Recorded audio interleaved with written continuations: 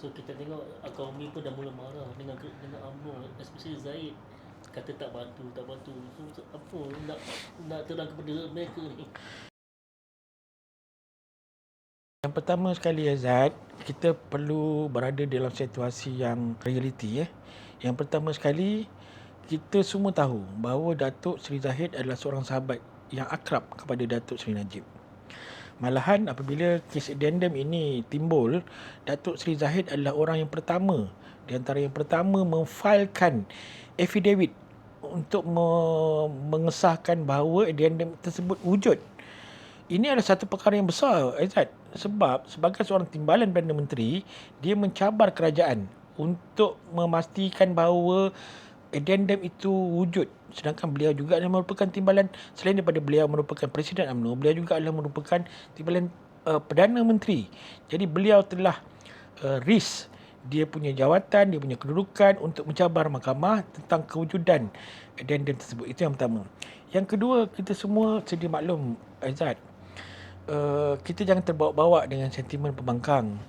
Kerana kita perlu sedar bahawa Datuk Seri Zahid sebagai Presiden Parti di dalam keadaan sekarang, yang mana kita bukan berada di tampuk kuasa, bukan kita yang membuat keputusan, dan sesiapa saja Presiden Parti sudah pastilah akan menjadi tumpuan kepada segala tumahan, fitnah, segala dengki semua akan ditujukan kepada nombor one.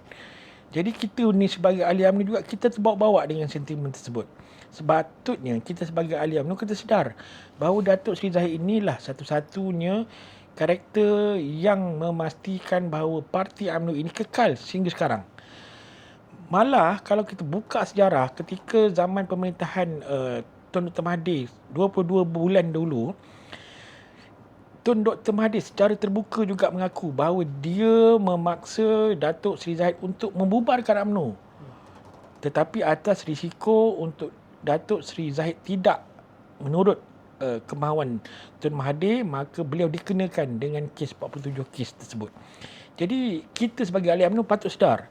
Jangan kita terbawa-bawa sentimen melaga-lagakan pemimpin kita di antara Datuk Seri Najib dan juga Datuk Seri Zahid, sedangkan kita tahu bahawa, saya sendiri tahu bahawa Datuk Seri Zahid apa saja ruang, apa saja peluang, apa saja channel beliau telah lakukan untuk memastikan keadilan yang sewajarnya kepada Datuk Seri Najib. Tetapi sebagaimana kita sedia maklum bahawa keputusan mahkamah mengatasi segalanya, dan insya-Allah saya percaya Datuk Seri Zahid dalam satu kerangka strategi untuk mencuba opsi-opsi lain bagi memastikan pembebasan segera kepada Datuk Seri Najib.